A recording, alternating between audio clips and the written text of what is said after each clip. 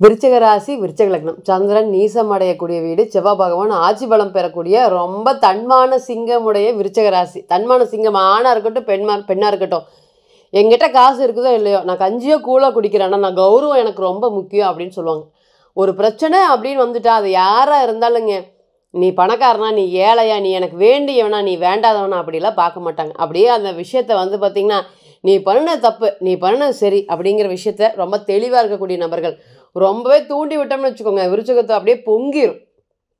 அந்த அளவுக்கு தன்மானம், கௌரவம். நீ எவ்வளோ லட்ச ரூபா வேணாலும் கொடு, நான் இப்படி தான், என்னால் வந்து பார்த்திங்கன்னா நீ சொல்கிறத கேட்க முடியாது அப்படிங்கிறதுல ரொம்ப தெளிவாக இருப்பாங்க. எந்த ஒரு விஷயத்தையுமே வந்து பார்த்திங்கன்னா அந்த நேர்மையாக அணுகுமுறை அப்படிங்கிறது வந்து விருச்சிகத்துக்கு அதிகமாக இருக்கும். என்ன சட்டுன்னு பேசிடுவாங்க. எந்த ஒரு விஷயத்தையும் மறைச்சு பேச தெரியாது. சட்டுன்னு அவங்களுடைய பாணியில் ஆக்ரோஷமாக பேசிடுவாங்க. அதனாலேயே பிறருக்கு இவங்க பேசுகிறது வந்து பார்த்திங்கன்னா ஹெட் வெயிட் பிடிச்சவங்க, இவன் டக்குன்னு எதாக இருந்தாலும் பேசிடுவான் அப்படிங்கிற மாதிரி நிறைய பட்டங்கள், அது ஆணாக இருக்கட்டும் பெண்ணாக இருக்கட்டும், நிறைய விஷயங்கள் வந்து இவங்களை பற்றி நெகட்டிவாக வெளியே ஸ்ப்ரெட் ஆகிட்டுருக்கு.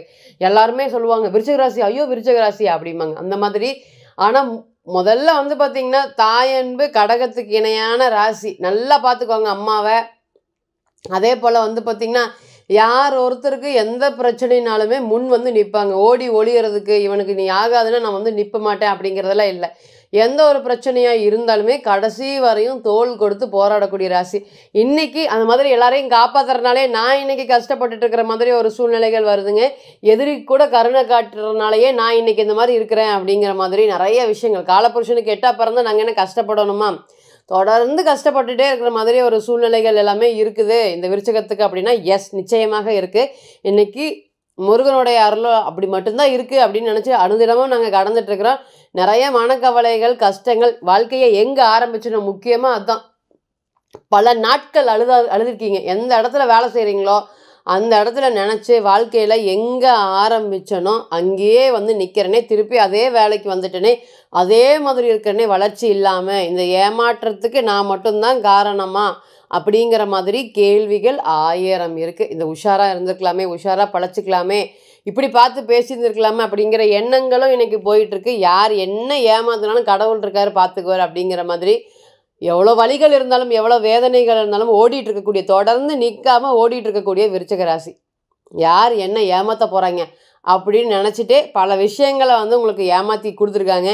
நீங்கள் எல்லோரும் ஏன்டா இவ்வளோ செல்ஃபிஷாக இருக்கீங்க அப்படிங்கிற மாதிரி 1000 கேள்விகளும் விருச்சிகத்துக்கிட்ட இருக்கா அப்படின்னு கேட்டிங்கன்னா, எந்த ஒரு விஷயம் எடுங்க, ஃப்ரெண்ட்ஷிப் எடுங்க, அந்த ஃப்ரெண்ட்ஷிப்பில் யாராவது ஏதாவது பண்ணிட்டு போயிருப்பாங்க. திருமண வாழ்க்கை எடுங்க, என்ன சொன்னாலும் மனைவியாக இருக்கட்டும் கணவனாக இருக்கட்டும் புரிஞ்சிக்காத ஒரு சூழ்நிலைகளை கொடுத்துருப்பாங்க. அதே போல் ஓடி உழைச்சி இன்றைக்கி என்ன செஞ்சுருக்கேன் அப்படிங்கிற மாதிரி, நீ யார், நீ என்ன பண்ணியிருக்க அப்படின்னு பல பேர், அதாவது கூட அம்மாவாக இருக்கட்டும், பாசம் அப்படிங்கிறது ரொம்பவே அதிகமாக இருக்குங்க. இந்த நேரத்துலலாம் நீ யார், நீ ஒன்றும் அவ்வளோ பெருசாக பண்ணலை அப்படிங்கிற மாதிரி எதாக இருந்தாலுமே துச்சமாக கேள்வி கேட்கக்கூடிய விஷயங்கள் அதிகமாக இருக்குது. கூட இருப்பாங்க, கால் சுற்றின பாம்பாக இருப்பாங்க. அவங்க எல்லாரும் உங்களுக்கு வந்து பெரிய துரோகத்தை பண்ணியிருக்காங்க. இல்லை சட்டுன்னு முகத்தை அடிக்கிற மாதிரி ஒரு வார்த்தை சொல்லியிருப்பாங்க. இதெல்லாம் நடக்காமல் இருக்கவே இருக்காதுங்க விருச்சிகத்தை பொறுத்த வரையும். இன்றைக்கெல்லாம் பாருங்கள், குரு அஷ்டமத்தில் இருக்குது. பணத்துக்கு பஞ்சாக பறக்கிற மாதிரி ஒரு சூழ்நிலைகள். எங்கிட்ட இருந்த காசுக்கு நான் எப்படி வாழ்ந்திருப்பேன், நான் இன்றைக்கி நான் இருக்கக்கூடிய சூழ்நிலைகள் என்ன அப்படிங்கிறது வந்து கடவுளுக்கு தான் தெரியும் அப்படின்னு இன்றைக்கெல்லாம் பண பிரச்சனை நினச்சி ஒவ்வொரு நாளும் வருத்தப்பட்டுட்டு இருக்கீங்களா. குரு அப்படிங்கிறது வந்து பார்த்திங்கன்னா பொதுவாக தனக்காரகன் அப்படின்னு பிறந்த கால ஜாதகத்துலேயும் சரி, கோச்சாரத்துலேயும் சரி 8க்கு போகவே கூடாது. பிறந்த கால ஜாதகத்தில் இருந்து தசாபுத்தி வரலைன்னா பரவாயில்ல, கோச்சாரத்தில் 8க்கு வந்துச்சுன்னா அதை விட கொடுமை அப்படிங்கிறது எதுவுமே இல்லைங்க. அப்போ இந்த பணத்துக்கான தனத்துக்கான காரக கிரகம் குரு. ஆனால் இந்த விருச்சிக ராசி விருச்சிக லக்னத்துக்கு 2ஆம் அதிபதியாக அவரே வராரு. அப்போ பெரிய பொருளாதார இழப்புகள் அப்படிங்கிறது குருவை பொறுத்த வரையும் 8ல் மறையிறதுனால இருக்குதா அப்படின்னு கேட்டிங்கன்னா எஸ், என்னோடய பணம் இருக்குது ஆனால் என்னால் செலவு பண்ண முடியல அப்படிங்கிற மாதிரி. என்னோடய பணம் இருக்குது, அடுத்தவங்ககிட்ட போய் மாட்டிருச்சு, ஆனால் நான் வந்து கொடுக்க வேண்டியது கராராக வசூல் பண்ணிட்டு போகிறான் என்கிட்டருந்து. என்னுடைய தன்மானத்தை தெரிஞ்சு அதிலே டச் பண்ணி பணத்தை வாங்கிட்டு போயிடுறாங்க. ஆனால் நான் போய் கேட்டால் அவன் வந்து இப்போ தரேன் அப்போ தரேன்னு சரியாக ரெஸ்பான்ஸ் கூட பண்ணுறதில்ல, ஃபோன் கூட பண்ணுறது இல்லைங்க. இதுக்கும் என்னை விட நல்லா தாங்க இருக்காங்க அப்படிங்கிற மாதிரி. இந்த பணம் சார்ந்த பிரச்சனைகள் இந்த மாதிரி ஒரு 100 கதை சொல்லிட்டு போகலாம். அந்த அளவுக்கு விருச்சிக ராசி மற்றும் விருச்சிக லக்னத்துக்கு அவ்வளோ பாதிப்புகள் பொருளாதாரத்தில். டெய்லியும் கடவுள்கிட்ட வேண்டுற மாதிரி, இவன் இன்றைக்கி பணம் கொடுத்துட்டா பரவாயில்ல, இவன் இன்றைக்கி பிரச்சனையை முடிச்சுட்டா பரவாயில்ல அப்படின்னு கேட்குற மாதிரி ஒரு சூழ்நிலைகள் எல்லாமே கடந்திருக்கு. 2வது மனைவியே வந்து பார்த்திங்கன்னா கேட்குறது இல்லைங்க.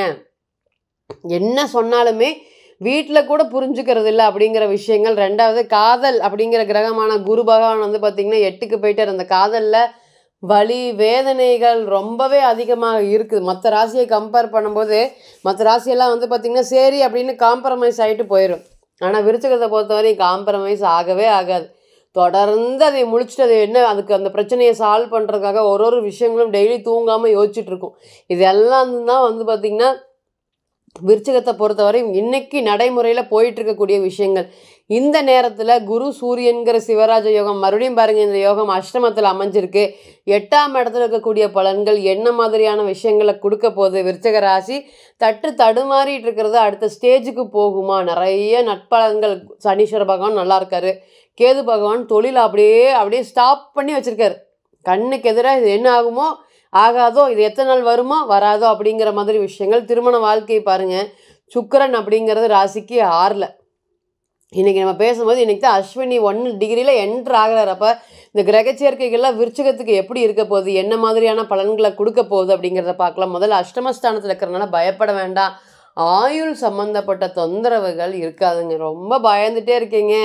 என்னைக்கெல்லாம் குரு பாருங்கள் 8ல் போச்சு, நமக்கு அப்புறம் யார் இருக்காங்க இவங்களை பார்த்துக்கிறதுக்கு? நமக்கு அப்புறம் வந்து பார்த்திங்கன்னா என்ன விஷயங்கள் இருக்குது? நம்ம பணத்தை சம்பாதிக்காமல் போயிட்டோமே, சேமிக்காமல் போயிட்டோமே அப்படிங்கிற வேதனைகள் வலிகள் நிறையா இருக்குது. இனி இந்த பிரச்சனைகள் எல்லாமே தூக்கம் சம்மந்தப்பட்ட பிரச்சனைகள் எல்லாமே இனி படிப்படியாக குறையும். ஆக மொத்தம் நல்ல பீஸ்ஃபுல்லான லைஃப்பை வாழ போகிறீங்க, நிம்மதியான தூக்கத்தை வாழ போகிறீங்க. ரெண்டாவது ஆயுள் சம்மந்தப்பட்ட பயம் எனக்கு ரொம்பவே அதிகமாக இருக்குது. எனக்கு ஏதாவது ஆயிருமோ அப்படின்னு நைட் ஆனால் எனக்கு தூக்கம் வர மாட்டேங்குது. கிட்டத்தட்ட விருச்சிகத்தை பொறுத்தவரை சந்திரன் எங்கேயும் நீசம், நானே பீஸ்ஃபுல்லாக இல்லை. இப்படி ராசியில் அஷ்டமத்தில் நிறையா கிரகங்கள் இருந்து அப்படின்னா நைட்டு ஃபுல்லாக குழப்பிகிட்டே இருப்பீங்க. எப்படி தூங்கினாலுமே தூக்கம் வர மாட்டேங்குது, 12 12:30 ஆகிடுது தூங்க வர்றதுக்கு அப்படிங்கிற மாதிரி ஒரு விஷயத்தை செஞ்சு முடிக்க முடியாமல். அதுதான் முக்கியங்க.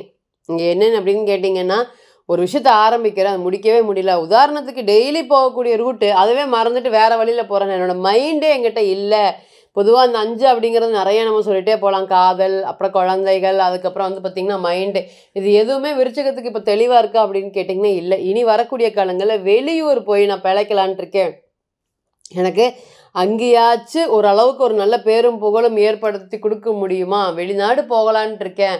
எனக்கு அடுத்த ஸ்டேஜ் போகிறதுக்கு தெரியாமல் இத்தனை நாள் அப்படியே ஸ்டக்காகி நிற்கிறேன். ஏன்னா விருச்சிகத்தை பொறுத்த வரையும் வந்து பார்த்திங்கன்னா இந்த குழம் அப்படிங்கிறத சொல்லலாம். அதனால் ஓட முடியாமல் அதே இடத்துல நிற்கிற மாதிரி தேங்கி நிற்கக்கூடிய நீரை வந்து குறிக்குது. அப்போ அதே இடத்துல இருக்கிற மாதிரி ஒரு ஃபீலிங்காக இருக்குது. இனி வரக்கூடிய காலங்களில் வெளியூர் போனாலும் சரி, வெளிநாடு போனாலும் சரி, ஒரு நல்ல வளர்ச்சி இந்த குரு சூரியன்கிற சிவராஜ யோகம் வெளியில் பேரும் புகழையும் நிச்சயமாக ஏற்படுத்தி கொடுக்கும். அதே போல் கௌரவமிக்க பதவிகள். நான் திடீர் அதிர்ஷ்டத்தை எதிர்பார்த்துட்டு இருக்கேன். 8ஆம் இடம் அப்படிங்கிறது திடீர் அதிர்ஷ்டம் தாங்க. அப்புறம் கௌரவமிக்க பதவிகளை குறிக்குது. அப்போ சைலண்ட்டாக வாங்கக்கூடிய பதவிகளை குறிக்குது. அப்போ இதுக்கு எல்லாத்துக்குமே இந்த நேரம் உங்களுக்கு சப்போர்ட் பண்ணுமா அப்படின்னு கேட்டிங்கன்னா எஸ், நிச்சயமாக சப்போர்ட் பண்ணுமாங்க. மொத்தம் திடீர் அதிர்ஷ்டத்துக்கும் தொழில் இருக்கக்கூடிய நஷ்டத்தில் திடீர்னு பணம் வரவு. நான் ரொம்ப நாளாக இந்த பணத்தை எதிர்பார்த்துட்ருக்கேன். இந்த எல்ஐசி பணமாக இருக்கட்டும், அல்லது ஒரு விஷயங்கள் பண்ணி நான் அதில் பணம் எதிர்பார்த்துட்ருக்கேன்.